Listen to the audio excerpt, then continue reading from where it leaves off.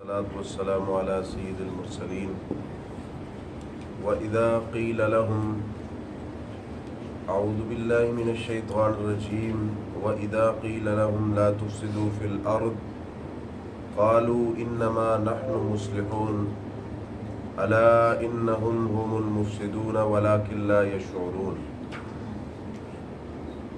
مدینۃ الرسول کے اندر مسلمان فقط اصلاح کے لیے تھے، ایک دوسرے کی اصلاح کرتے تھے۔ اصلاح کا مطلب کیا ہے کہ رسول اللہ صلی اللہ علیہ وسلم تشریف لائے، آپ نے لوگوں کے عقائد و نظریات کی اصلاح فرمائی۔ جو مشرک تھے ان کو توحید کا سبق دیا، اور جو گناہوں میں ڈوبے ہوئے تھے، بڑے بڑے گناہ گار تھے، بڑے بڑے قاتل تھے، بڑے بڑے زانی تھے، ان کو اللہ تعالیٰ سے ڈرایا کہ رب سے ڈر جاؤ اور باز آ جاؤ۔ تو یہ منافقین کی جو جماعت تھی یہ بہت بڑے مفسد تھے، فساد کرنے والے۔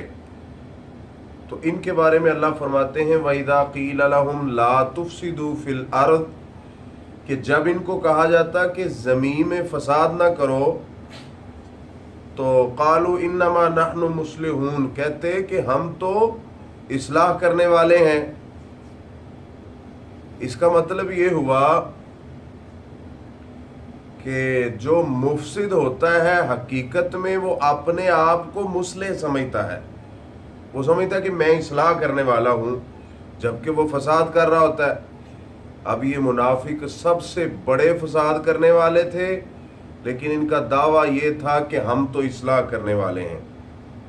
لیکن فساد کیسے یہ کرتے تھے؟ صحیح بخاری حدیث نمبر 4905 ہے، رسول اللہ صلی اللہ علیہ وسلم ایک سفر میں تھے، ایک غزوے میں تھے۔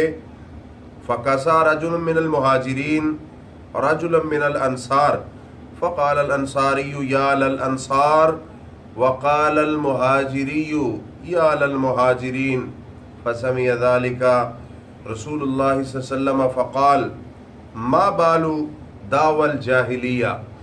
اللہ کے رسول ایک غزوے میں تھے، ایک سفر میں تھے، تو ہوا کیا فقاسا رجل من المہاجرین، مہاجرین میں سے ایک بندے نے انصار میں سے ایک بندے کو مارا۔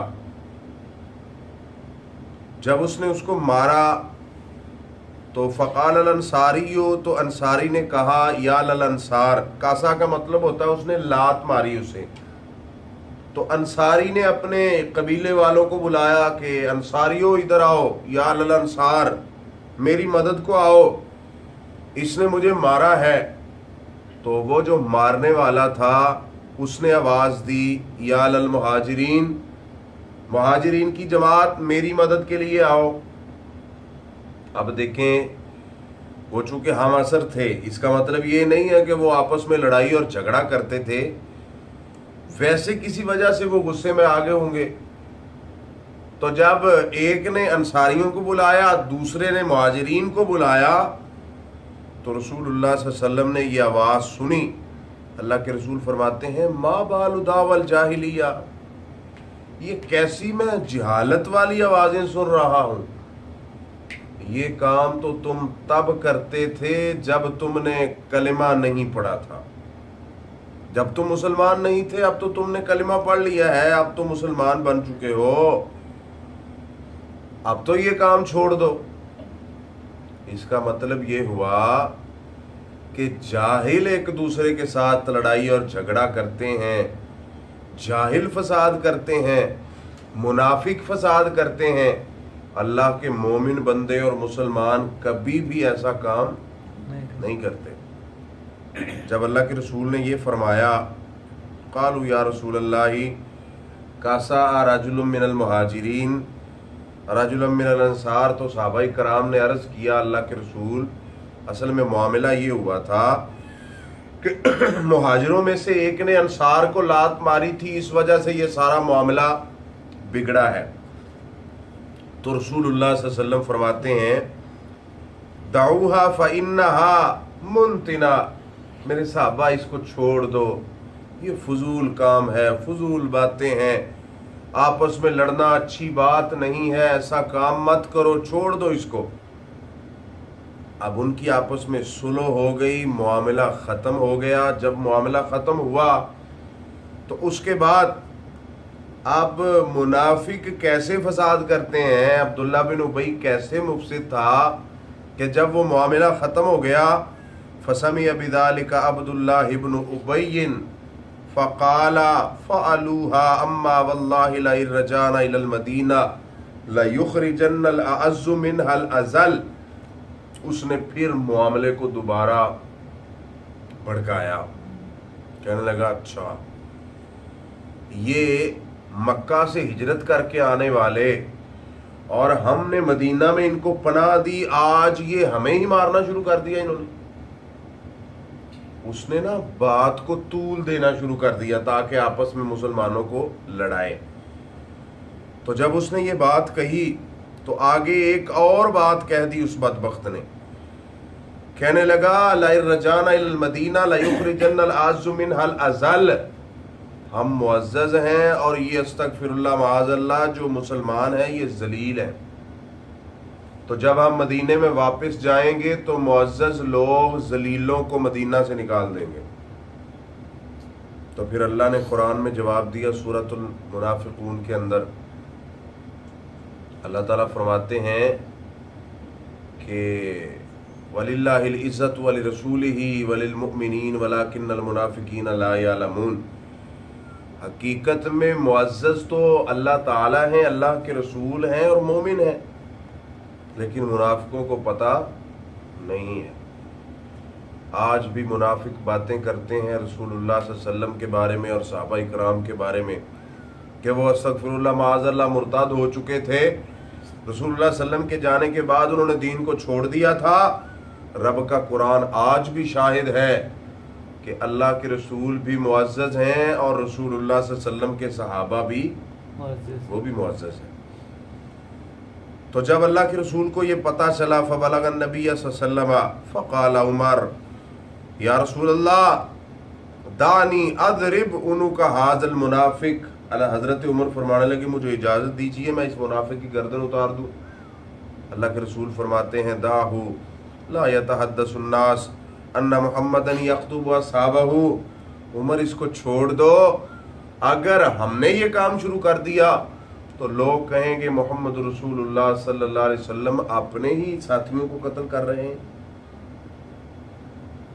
تو میرے بھائیوں یہ کتنا بڑا فساد ہے کہ وہ مسلمانوں کو آپس میں لڑاتا، اللہ اور اس کے رسول کو، مسلمانوں کو، مومنین کو، صحابہ کرام کو اس بدبخت نے ذلیل کہا۔